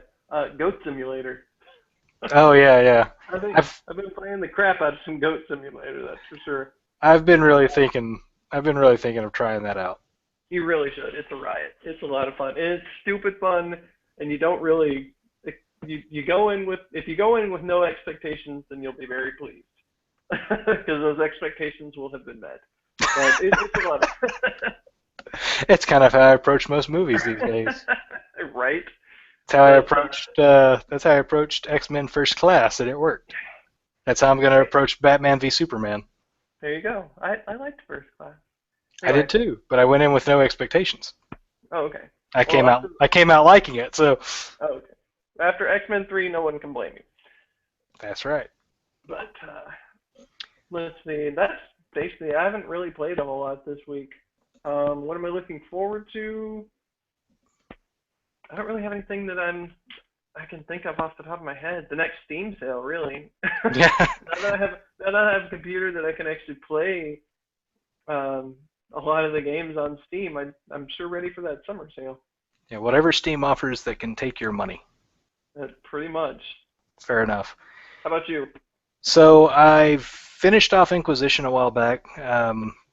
I'm kind of looking forward to the first patch, although at first I thought it was going to be an interesting thing because I thought it would be kind of a continuation, sort of like they did with a lot of the Origins DLC, but it looks like it's stuff that takes place before the end of the main story, so I'm a little less interested in that. I ordered the Collector's Edition and soundtrack for Final Fantasy Type 0. Because I ordered the soundtrack, that delayed my shipment. Square basically will, if you order multiple things like that, they basically wait until they've all been released to ship it all to you together. So that should be shipping and getting here sometime this week. So I'd like to give that a try, and I'll play around with the Final Fantasy 15 demo. I'm interested to see how that plays out. I'm really mixed on it. On the one hand, I'm not sure how Boy Band Road Trip Final Fantasy is going to play out with me. Right. I On gave the up other, on that series. on the other, But well, Final Fantasy 15 has some baggage for me because to me it's still tied. It's still tied to Final Fantasy 13 because it was originally Versus. It was originally Right. Final Fantasy 13 Versus. They made some changes. They made it 15. So Right. basically now we've got Type 0, Final Fantasy 13, 13-2, 13 Lightning Returns, and Final Fantasy 15 that are all tied into the same mythology, Right. even though Type 0 originally had nothing to do with it in the same world. I'm really hoping that this year or next year they make some indication of Final Fantasy 16, because as long as 15's been in development, I've got to imagine that there's already a team working on 16. Oh, yeah. I'm really hoping that 16 is going to be a throwback to classic Final Fantasy RPGs. Right. Go back to the sword and sorcery focus. Go back to a medieval setting. Do a little steampunk if you want to, like the Magitech. And I'd even like to see them go back to doing kind of more turn-based. And I think there's a possibility they will after they've said that Bravely Default did so well it surprised them. The new president at Square Enix has basically made some indications that they've been guilty of cash grabs, and they need to get back to kind of doing things that are made for their core audience. Right. They admitted Final Fantasy 13 was an attempt to try and get the non-core audience to play it. They were trying to do more mainstream. They've done that. Capcom did it with Resident Evil, and I don't think it's been working out real well. So I'm hoping that 16 is kind of a go back to what they've I been hope doing. so. Other than that, I just finished Valiant Hearts and Never Alone. I believe Never Alone is on Steam. You should definitely play it. It's a short game, but it is really worth it. Sounds Um, familiar. there's a big talk right now in the gaming industry about diversity and being more inclusive. Again, this kind of goes back to the whole women portrayal in video games, minorities portrayal in video games, um, having other sexualities portrayed in video games, et cetera, et cetera. Never Alone is an example of how you can do these broadening, in my opinion, and doing it correctly. It made me interested in another people's culture and their history and kind of the stories and their way of life. And that saying that, it sounds kind of cheesy. If you play it, you kind of understand what I mean, because it basically is, you're playing through uh, a legend or a story that was just told, to children to entertain them at night by Alaskan natives. Um, but as you go through different things, you find different things. It actually unlocks video, and they actually talk about different aspects of their culture and their history, and different things about their ways of life and how it's changed over the years, and things about living in Alaska and these dangerous parts of when the winter comes, and how there's certain points of the year where there is no daylight, it's just constantly nighttime and things like that. So it was very interesting. I'm hoping that they do more games. I'm hoping they're able to put out more where they're able to explore other cultures. Yeah, that would be very interesting. It, Same thing with Valiant Hearts. I thought it was a great way of looking back at history and actually exploring history. World War II gets a lot of focus, but this was about World War One, and so I thought that was really interesting. I'm playing Dust: An Elysian Tale, which I find interesting because it's an indie game that was largely developed by one person for a large portion of it. Um, I'm it's kind of an action RPG, side-scrolling action RPG, which is interesting because you don't see that too often. right. So far, I've liked the voice acting. I think Fidget's kind of hilarious. I'm hoping that she gets funnier as it continues on. She's kind of that awkward, nervous, I'm not entirely want to be here, but I'll pretend like I am at the right times. And then the only other thing I'm playing is Final Fantasy XIV right now. So I started to play Shadows of Mordor, but then realized Type Zero was about to come out, so I didn't want to get stuck in between the two. So I decided to hold off on Mordor for now. Right. So, and then Yeah, as far as I've heard both ways on that one. Excuse me. on Mordor. Mordor, Yeah. yeah, I've heard it's a lot of fun as a game, but it's got a lot to prove to me because I'm really nervous about people going in and mucking around with extra things in the Lord of the Rings universe. Yeah. I mean, there's a lot of room there. There's they could do so much with it, and it really thus far has not happened, unfortunately. Yeah, The people I'm that have tried have failed fairly miserably in most cases. So. I'm fairly content to leave it to the books and movies. I only picked up Mordor because it was cheap when I picked it up, and I had seen a lot of people saying it was fun from a gameplay perspective, and a lot of people said they were kind of surprised at the story being good. So, That's always a plus. um, and then the last thing that I'm looking forward to is the Final Fantasy XIV expansion that's coming out in June, and Batman Arkham City. Yes, you did mention that. Yep. I recall. Yeah, I don't know. I've been so busy. I've got a full-time job, actually, and a part-time job right now. And when I'm not doing that, I'm working full-time and going to school part-time. So unfortunately, I don't get the game as often as I would like. Yeah, I think most people are in that situation.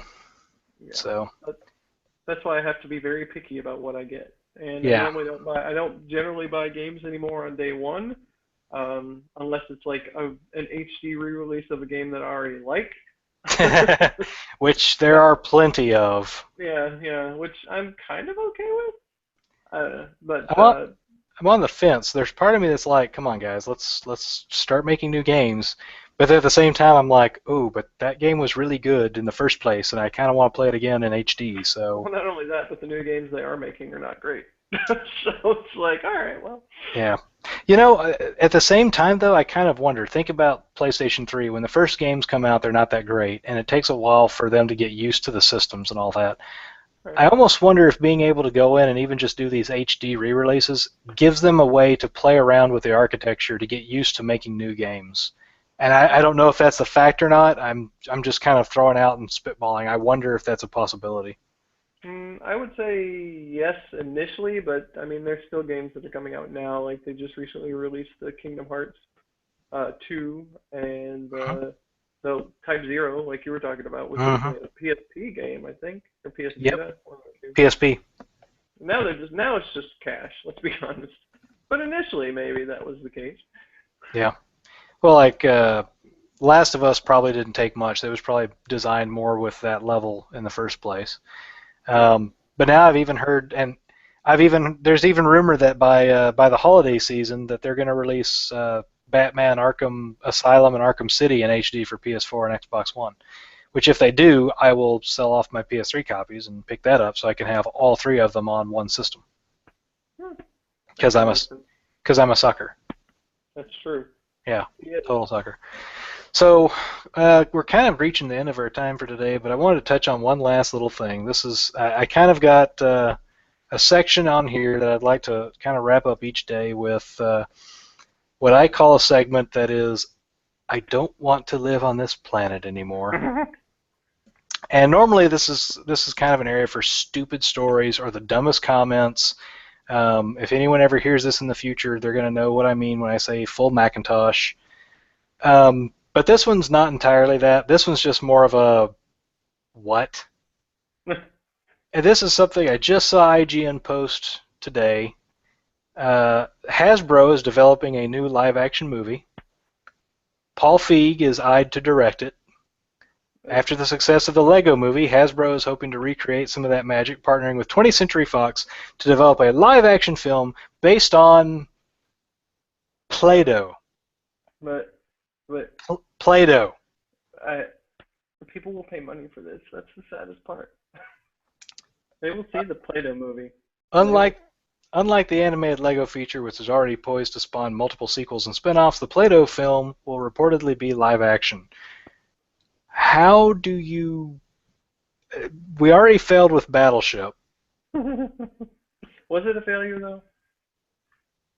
I didn't see it. I don't know if anyone else did. Apparently somebody did. So Hasbro owns Transformers. They've been successful with that. I don't really know why. We've got Jim and the Holograms coming up soon. Apparently there's a Magic the Gathering movie. I don't know how you make a card game into it unless it's just going to be a fantasy, just a fantasy movie. But even Magic the Gathering, I can kind of be like, okay, yeah, maybe. But Play-Doh? Nobody said it was going to be a good film. Nobody even said it was going to be a decent film. I don't know. I got nothing on this one. Why? I don't. Why did... I mean, just damn! Yeah, you got me. I can't even respond to that one. All right, well. And that's what we're going to end with. Yeah, that's probably a good place to end because I'm completely dumbfounded. That's why I'm wrapping things up with this, because afterwards I don't know what else there is to say. Good night. Good night, everybody. All right. Yep. See you again next week. Bye.